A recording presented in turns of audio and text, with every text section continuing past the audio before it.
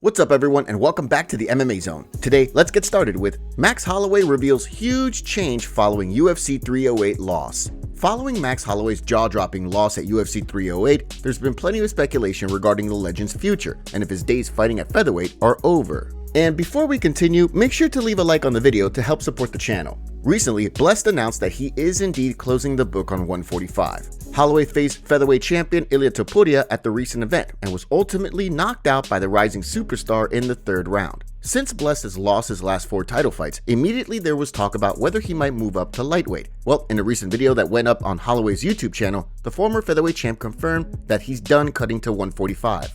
I'm a big believer in saying never say never, you know, and the big question right now is, was that your last fight at 145? You guys kind of saw me touch upon it in the press conference, and I can honestly say I think I'm done with 145. Your boy is, like I said, we're only getting older. I've done 33. This cut was, this cut was easy, bro. You know, shout out to Tyler Method, shout out to my wife. They helped me make this cut really easy, but it takes a toll cutting weight, period. 155 here we come, and 155 is where I'm gonna stay. This is a new chapter. This is where we start. This is where we begin, and I'm super excited for it. This is massive news, as we're talking about one of the greatest featherweights of all time, announcing his days of competing in the division being done. But really, it shouldn't be that surprising. Holloway's path to another title shot at 145 is probably a fairly long one, even if he's a GOAT contender in the division. And with Blessed about to turn 33, as he stated, it makes sense that he wants to explore competing without large weight cuts. But what do you think? Do you see Holloway being a force in the lightweight division? He did put away Justin Gaethje, one of the division's top contenders, earlier this year. And which lightweight do you want to see Holloway fight next? Belal Muhammad talks about injury. The MMA world is still reacting to the news that Belal Muhammad will no longer battle Shavkat Rakhmonov at UFC 310, and now the welterweight champion has provided more details about his withdrawal. Muhammad was supposed to face the undefeated rising star at the December 7th card in what would have been Belal's first fight since he took the welterweight crown from Leon Edwards in July. But a few days ago, the champion reported that he can no longer fight at UFC 310 due to a nasty bone infection that started in his foot. Well, since then, Muhammad provided more details on what led to the scary infection and ultimately his withdrawal from the fight. My brother, man, I miss you. Dude, looking at the last episode, I was like, bro, it's crazy how fast life moves, right? And how stuff can switch up in the blink of an eye. Bro, I got a line coming through your arm that you have to walk around with for the next 6 weeks. But it also it kind of humbles you, right? It lets you know what's real in life, because you're on top of the world, you're a champion, you got a camp. But then my foot, it blew up the day after sparring. And I sparred the day before, but my foot was sore and it wasn't a good day. So based on those details, you can definitely understand why Muhammad will not be ready to fight in 5 weeks' time. Never mind against a finishing machine like Rakhmonov. We'll keep you posted on whether the UFC finds someone else for Rakhmonov to face, or if the promotion waits to rebook Muhammad Rakhmonov for early 2025. Ilia Topuria fires back at Cristiano Ronaldo's comments. Recently, video footage of soccer superstar Cristiano Ronaldo arguing that Ilia Topuria talks too much and questioning his resume blazed around the internet. Not surprisingly, Cristiano Ronaldo's comments got back to the featherweight champ, and Topuria was quick to fire back. Cristiano was recorded weighing in on the UFC 308 headliner between Topuria and Max Holloway while attending a PFL event, which went down earlier in October. While talking with renowned Extreme Couture coach Eric Nixick, Ronaldo took a few pokes at Topuria. I love how they Max. You stuff that fighter resisting too much. He didn't show. I think when he gets votes, because of that. From recently, I agree. You got him trapped. He's a top guys. If you might always respect. Never give up. This is what we do. As noted, the viral clip was viewed by Topuria, and the undefeated fighter countered Ronaldo with this social media post. I didn't expect someone like you to be unable to distinguish between confidence and arrogance, but at the end of the day, we all reflect our own reality onto others. I wish you the best for what remains of your career, and God bless your family. It'll be interesting to see if Cristiano responds. It wasn't really clear from the initial video if he even knew he was being recorded. That aside, do you agree with Topuria? After all, Cristiano has certainly never been accused of being short on confidence. Or do you think Topuria needs to dial back the bold predictions and trash talk? Herb Dean denies UFC involvement in referee decisions. Although Herb Dean is one of the most experienced and tenured referees in the MMA world, his officiating of certain bouts has come under fire more than a few times. But according to him, the UFC brass has never pressured him to call fights in a certain way. Dean has been in the news in more recent weeks on account of his calling of the Sean O'Malley-Merab Dvalishvili fight. More specifically, some folks, like Joe Rogan, were critical of Dean, repeatedly telling Merab to keep working even when he was in a dominant position. Some have also questioned if perhaps referees are told by the promotions like the UFC to intervene in grappling heavy bouts as a means to feature more action and striking. But during a recent appearance on the Jackson podcast, Dean revealed that he hasn't actually talked that much with UFC officials about how he refs fights. The UFC doesn't put much pressure on me. Believe it or not, they're pretty hands off unless you do something horrible. Then they're like, okay, we don't need this guy around anymore. But they pretty much leave it to the commissions to talk to us. You know what I mean? And we did have one time where we went and talked to the producers and analysts and had a meeting. That was like a couple of years ago, but that was the first time we had that ever. What did they talk to you about? Well, we just talked about, just so they could understand what some of the things we do, understand our scoring system, understand this or that. You know what I mean? And so, I think I would appreciate more conversation. It's interesting to hear, and really, it's good news. It should be up to the commissions to ensure refs follow the rules accordingly. Speaking of action during grappling exchanges, starting this weekend, fighters are going to be able to throw elbows with a 12-6 motion, and fighters are no longer going to be considered down if they have their hands and feet on the ground. This should open the door to more knees and kicks. During the aforementioned appearance, Dean also discussed the rule changes and reported he's not sure whether the new rules for what constitutes a down fighter is a good idea. I think it's good they changed it. I don't think that rule was that beneficial. You know what I mean? No downward elbow like that. And everybody's what's the difference between this and that? So I think it's good they changed that. I'm not so sure about the other rule they changed. We'll see. Rule? So they're changing what is considered a downed opponent. So before, a downed opponent was anything but feet supporting weight would be easy, right? So if you have anything but your feet, like hand down, knee down, but whatever. Now you can have both hands down and still be considered up. You're not grounded into a knee or something else touching. What do you think? Are you excited about these rule changes, or do you think they could result in more serious injuries for fighters? Daniel Cormier defends Jon Jones and fires back at fan. Daniel Cormier's rivalry with Jon Jones will always be considered one of the most intense in MMA history. We're talking about guys who tried to throw down at a press conference, but that doesn't mean that DC is going to deny what Bones has accomplished. DC headed to Edmonton, Alberta, Canada this week for the UFC's latest card and was one of the speakers at a fan Q&A.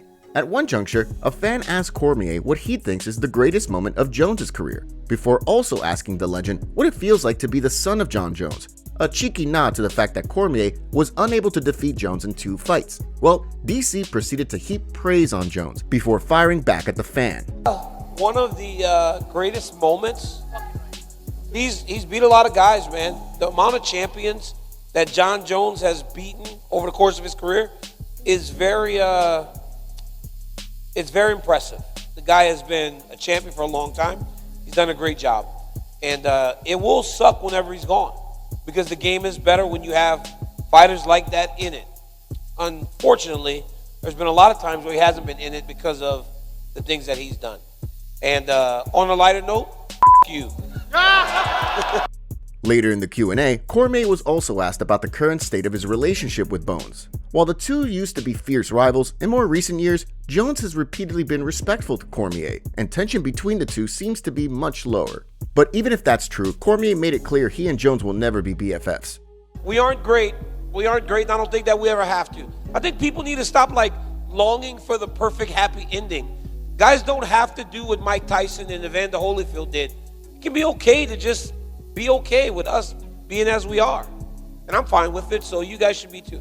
Fair enough. We don't expect to see Cormier at Jones' retirement party, which very well could be this year. Up next, Ian Garry deserves the title shot next. Recently, it was announced that Ian Garry will battle Joaquin Buckley at the UFC's December 14th card in Tampa. But if the UFC had opted to have Garry fight Shavkat Rakhmonov for an interim welterweight title, Jon Anik believes it would have been well deserved. Following the news that Belal Muhammad has withdrawn from his December 7th bout with Rakhmonov due to a bone infection, Garry was one of the names mentioned as a possible replacement. Sure, an interim belt being on the line wouldn't have made much sense. Muhammad just won the title in July, but since the UFC likes to have championship fights headline pay-per-view cards, some have wondered if the promotion will go that route. Well, while discussing the possibility of an interim title fight via social media, Anik had this to say about it as well as Garry. Not my expectation, but in the event of an interim UFC welterweight title fight, Jack Della Maddalena would appear to have the best case to fight Shavkat Rakhmonov. I don't believe 3-name Jack is healthy though. Ian Machado Garry's case and schedule is just as strong. Ian Machado Garry is 15-0, coming off back-to-back signature wins versus the hard-to-beat Michael Venom Page and Jeff Neal. He is assuredly worthy of a title shot, don't at me, and yet here he is fighting down in the rankings so as to headline the UFC show in Tampa? Respect? No.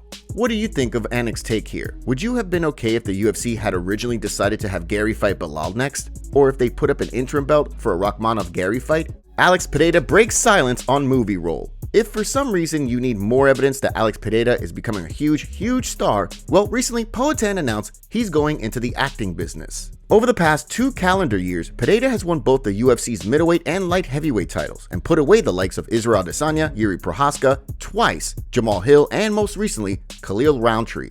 Not only have those highlight reel finishes catapulted Pereira into superstardom, Poatan's willingness to step up and throw down on short notice has also resonated with fans. It also helps that Pereira has made the word Shama a household term in the MMA world. So on account of all this, perhaps it's not surprising to hear the light heavyweight king is going to star in the upcoming film Onslaught. During a recent appearance on the Podpub podcast, the Brazilian fighter had this to say about the role while speaking in Portuguese. "I'm going to act, but I like to do something where I don't have to speak, and this is going to be the movie where I don't speak. It's going to be like the Terminator, where he only says one word at the end. So I'm going to do the whole movie without speaking. I'll be there from the beginning to the end, and at the end, I'm going to say Shama." What do you figure? Will this be yet another forgettable and or regrettable foray from a fighter into the movie business? Or could you see Poatan playing a very convincing Terminator-like character? Dana White faces backlash over cheating UFC judges. UFC bantamweight Garrett Armfield was blatantly robbed of a decision victory against his opponent Sergey City last night at UFC Edmonton. Garry reacted to his own fight on Twitter in a now deleted tweet saying, "Investigate these judges, Dana White. Half my pay with this inflation, someone call Dana." Even his opponent Sergey City agreed with Armfield and said himself that he thought he lost the fight. You know, that was a very close fight. First 2 rounds, you know, very close. I might have edged those out. Lost that 3rd round. You know, when the judges were scoring the scorecard, personally, I thought I lost, I'll be honest. But, you know, I got to rewatch that fight. I know I hurt him real bad in the first 2 rounds. Had some very close submissions. So, you know, I got a split decision win today. The MMA community called out the UFC and judges for their controversial decisions this year. Here's what the community had to say. "Wow, really? This judges again? UFC judges are a joke. First Petrovic robbed, then Armfield. Actually sick of this ish, making me hate the sport. UFC judges are so corrupt, crazy stuff. By the way, let's stop pretending the judges are just blind or incompetent or having an off night. They're rigging fights, they're betting on fights, they're influencing live betting markets on commentary. Why? Follow the money. UFC could fix the judging, but controversy creates cash." The UFC continues to let biased judges from local gyms judge in their hometowns. UFC, that fight wasn't even close. What a load of BS. Garrett Armfield won that fight easily. What are these UFC judges smoking? Robbery at its finest. UFC, I'm seriously losing interest in your sport with these judges. In what universe did City beat Armfield? I can watch WWE, at least they are open about how fixed it is. Literally 10 plus fights this year spoiled by judges or refs. When is the UFC going to investigate the judges? Armfield and Petrovic won without question. Corrupt judges being paid off. Time for change. Jon Jones sends a warning to Stipe Miocic ahead of their fight at UFC 309. The UFC posted a promo video on UFC 309, and this is what Jon Jones had to say to Stipe. Well, look Stipe in the eyes and let him know that he's facing the one, and I'm going to do to him what I've done to everyone. Dominate. This is the biggest opportunity in my life to beat the heavyweight GOAT, and I'm going to give it everything I got. Top comments. Alex Pereira, Fighter of the Year. I hope Buckley sleeps Garry. Merab, I'm not afraid to fight you. Let's do it, but I won't fight you because you don't deserve it. Divashvili. I respect Umar's way of thinking. Habib was also respectable that way. When they speak, it usually pretty honest. Not sure why Merab thinks he's such a liar.